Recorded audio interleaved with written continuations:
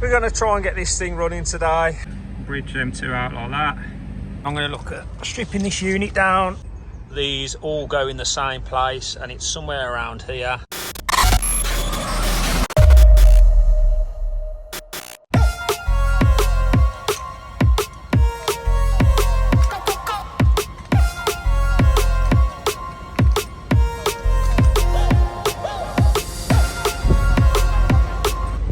Then, as promised, we're going to try and get this thing running today. So if you didn't check my last video, go back and check the last video. We swapped over an old Sanyo Vrf for one of these Panasonic Eco-Eye EX units. So yeah, I'm going to whip all the covers off. We'll go and take a look at the old unit and then we'll run through it together. It's the first time that I've swapped a VRF outdoor unit over, so we'll go through the commissioning stage and the process and we'll just see if it fires up. I'm hoping it fires up. Right, here's our old Sanyo unit. So if we have a look on the main board on this unit, you'll see there, look, you got a bit of a bank of dip switches and then a couple of rotary dials. So RC address, so that's set to number 1. If we go down there, number of indoor units, that's set to 6. Outdoor unit address set to number 1. Number of outdoor units set to number 1. So what I'm going to do, I'm going to go back over to this Panasonic one. I'm just going to dig the manual out, but I'm hoping that they are somewhat going to correspond to the Panasonic unit, and it'll just be a case of putting them settings the same on the Panasonic, and then I'm going to switch it on and hope that it sort of auto addresses and finds them indoor units. So yeah, let's come back round. We'll whip the covers off the Panasonic and we'll have a look, see if we can find these switches. Right, so we got the cover off, and this PCB here, this is our sort of main or control PCB, if you like. You'll see there, look, we've got a few dip switches, we've got a couple of dials. So let's have a quick run through, see how they compare to the old one. So this one here, this will be, you'll see there, look, that's your backup. So if you want to switch one of the compressors off if it ever goes faulty, that bank of dip switches is how you will do that. Number of outdoor units, so we're on 1. Outdoor unit address 1, that's all I need because I've only got 1 outdoor unit. And then if we go over here, you'll see RC address, so that is refrigeration circuit address, I believe. So if you've got multiple outdoor units, again, I haven't, so we're just going to leave that as is. That dial there is on number 1. Number of indoor units, so this dip switch is here, this is your bank of 10s, so 10, 20, 30, and this is your dial for your single digits. So I've got 6, so I'm going to set that to 6, like that. Right then, so I've set them dials, them switches. You will see there, look, I add CN30, so they're like, you can see that's like 2 pins coming off the board. I've literally got to switch the power on, then we're going to short them 2 pins out. That's going to do an auto address, and then basically we're going to look for them 2 LEDs to give us an indication when it's finished. So let's have a bash and see what happens. Right then, so I'm just going to get the screwdriver and we're going to bridge them 2 out like that, and then you'll see them 2 LEDs there, look, they're now alternating. So we're going to wait for them LEDs to go out completely, and then hopefully this unit's going to have found all the indoor units. So I'll leave that like that for a few minutes and we'll see what happens. There you go, the auto address setting is completed when LEDs 1 and 2 on the outdoor main unit control PCB board go out. Now they have just gone out, so I've got green lights everywhere. What I'm going to do now, I'm just going to go inside and we're going to have a look at the controllers. So I'm hoping now I'm going to be able to put these in test run and this thing's going to fire up. Just while I'm flicking through the manual, it's got a bit of a test run procedure. So it will tell you all your switches and dials to check. Yeah, you just sort of follow the branches down. Doesn't really say any sort of commissioning data you need to take, but I know everybody takes sort of different data when they're commissioning stuff. So like I said, you can check a lot of the stuff from the indoor controllers. You can check compressor running amps, all your voltages, stuff like that. Obviously all the inside is as was before, so it's all still the old Sanyo kit. I know that all works, so I don't really have to check anything other than the sort of coil temperatures on that. But yeah, I'll go and check all the data anyway, and yeah, just make sure this thing's running as expected.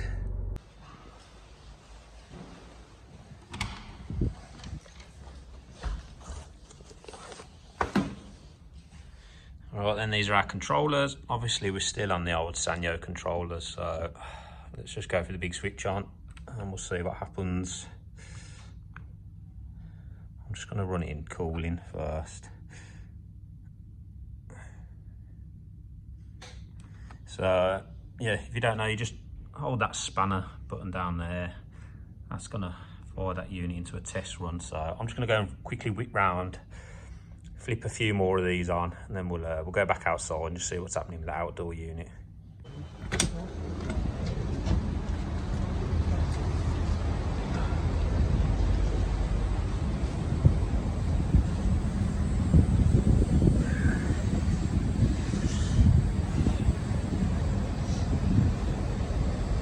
Right, I'm pretty sure you guys aren't going to be able to hear this, but I can hear at least one of those compressors running.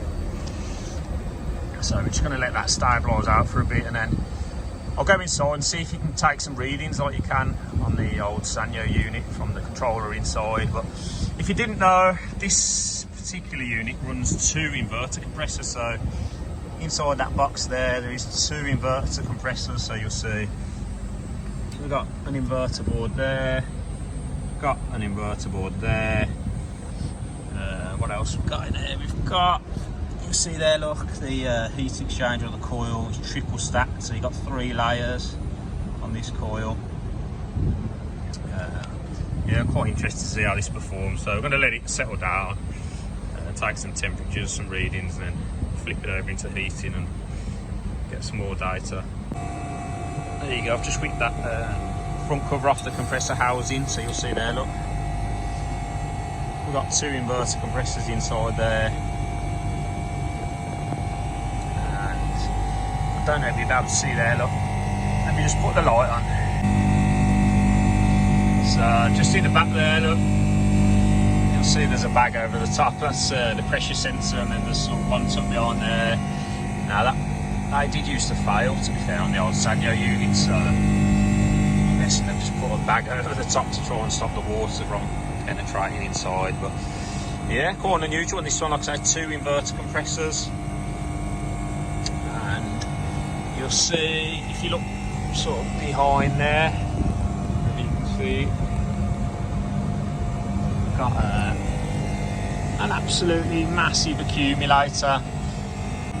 Again, it's the first one I've seen, to be fair, so I haven't played around too much, but it looks like a good bit of kit, to be fair. So yeah, let's go and take some temperatures inside, see if we can get some data off that controller. There we go, look, 10, yeah, about 10.5. There we go, it's starting to come up nicely in the heating now as well. So yeah, well, what's the room temp saying? 17, it's quite cold in here. We'll start looking at the operating data in heating, and then we'll go back out and have a look how the outdoors doing. Alright then, I'm going to look at stripping this unit down, just ready to get rid of it, but I am going to take off some of these parts, so anything that I think is worth keeping I'm going to take off, just for sort of testing purposes, and you never know, I've got a good few sites with this kit on. If you can't get some parts, the customer might appreciate it if you can just use something to keep them going until they get the replacement unit. So that's what I'll do. Anything worthwhile keeping, I'm going to keep. So yeah, let's get this stripped down anyway.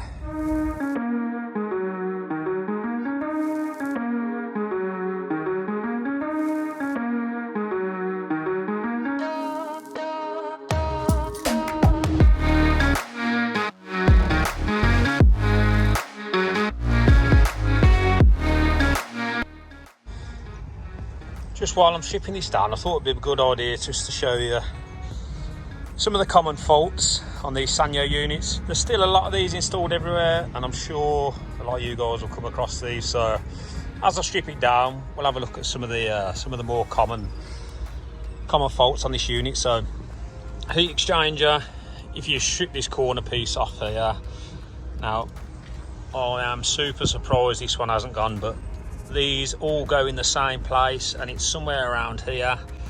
So sort of 5 or 6 rungs up, just there as the copper passes through the end plate. They always leak, so a lot of the time you'll see a bit of that cutaway where someone's repaired it, or it will have had a new coil.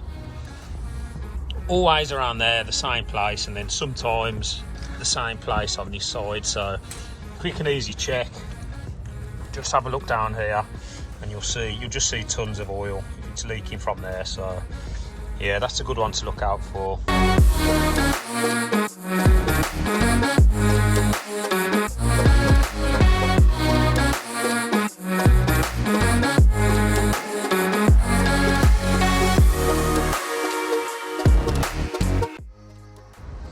Right then, now I've got all the side panels off.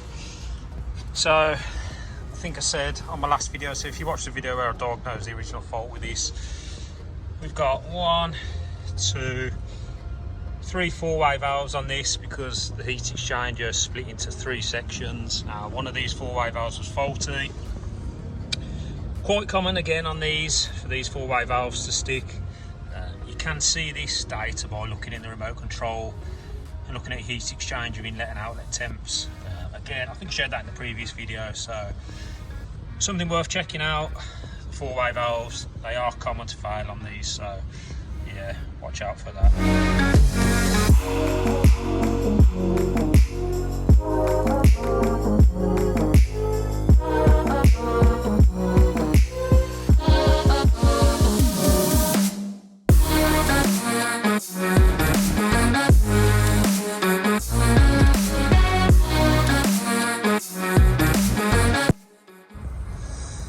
There you go, look, as I said, the coil sort of split into 3 on this. So this top one here, that's sort of split in half that way. So you have a heat exchanger on the top, one on the bottom, and then that whole half there, that's a heat exchanger as well. So yeah, if you've never seen them before.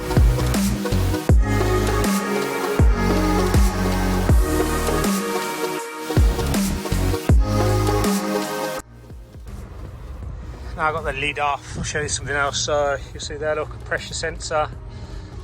These were also quite common to fail on these. You can unthread that without recovering the refrigerant, unscrew that and pop yourself a new one on. If you saw earlier, there's a similar type on the Panasonic one, but they've cable tied a bag over the top. So I'm guessing there may have been some issues with sort of water ingress down through them cables. So something else to look out for there. Now if we move around the back, you'll see the sort of floor panning here is becoming quite corroded, and we've got accumulators, separators. You'll see that, for example, look down there, that is definitely not far from leaking. I reckon anytime soon that would have definitely started leaking. You'll see that one, look, that's becoming corroded. So this happens on a lot of type of units, to be fair. So you've got some old units and you've got stuff sitting on the base, always worth checking them if you can't find a leak. And why to LA with it? And why to LA with it? I like getting money, I got time to get it. Target on me, so my car's a tenant. Dancing with the devil, I don't bargain with it. Bobbing in the dash, and the stick is with it. And I hit the 4-5 on the west side, but I'm from the east side. This how we slide, this how we ride, yeah, yeah, this how we ride. Gon' bro, no lead, make it easy like 1, 2, 3. Go, on 3. There we go, look, it's all stripped down so I can get down the back of the van. I've kept some stuff, kept HIC board, main board, crankcase heaters, some thermistors, solenoids, other bits and bobs, just purely for testing purposes really. Now what I've done, I've kept a 4-way valve, and what I will do, I'll keep the inverter compressor. If you want, what I'll do, one of the videos, I'll cut these open, we'll have a look inside just for you, like perhaps you haven't seen inside the compressor or inside a 4-way valve. So I don't know, let me know in the comments what you think. If you want me to keep it, I'll keep hold of it, and we'll get a video of inside some of these components. I'm going to pack all this away anyway, and I'll catch up with you guys in a minute. Right then, before I go, because I completely forgot to actually show you, but if you are interested, spanner and cancel, like I said before, if you hold them down for about 5 seconds, that's going to get you into this sort of service mode where you can view all your thermistor readings. I thought we'd just have a quick look at some of the outdoor ones. So if you scroll to OA, so you basically use your temp up and down, and then we've got OA there. So this is going to be compressor number 1 discharge temperature, 61 degrees. OB, that's going to be compressor number 2 discharge temp. So you are going to have to wait probably 10-20 seconds for your reading to come up. There you go, 17 degrees. What else have we got? If we go down to OD, that'll be your heat exchanger gas temperature, so that's 5 degrees.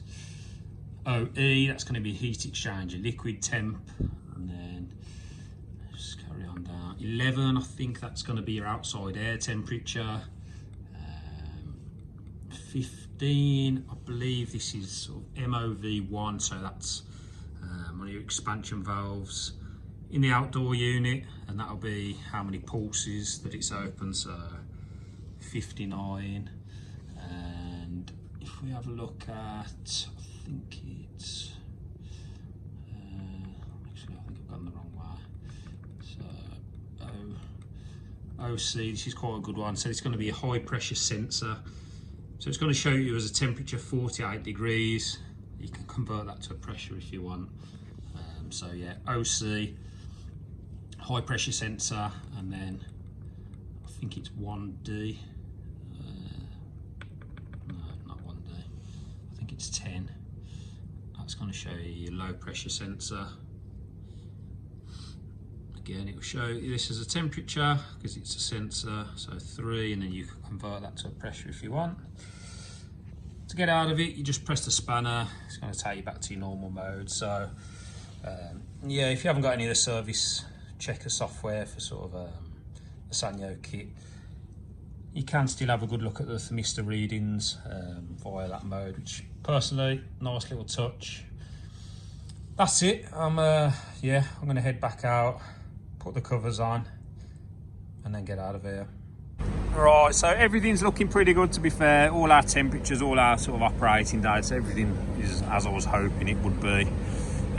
Yeah, just a quick little run through of what we've done. We've changed over from a Sanyo over to this Panasonic unit, and literally all I've done is we've sort of piped up the pipework connections there, put our mains power on there, and then our 2-core comms cable there, straight from the Sanyo straight onto there. We've set our dips and dials exactly the same as the old Sanyo unit, and then we've just hit that auto address pin.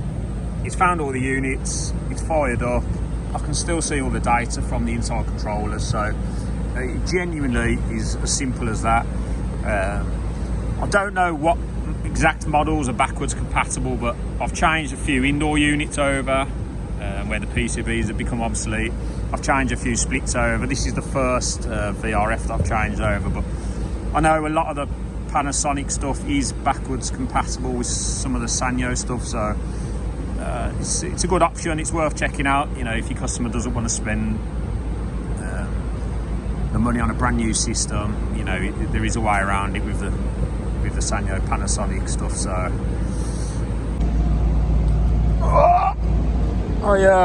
yeah, one last thing I like to do, just start getting everything labelled. I'll label inside the unit I'm going to stick a label on the outside of the unit.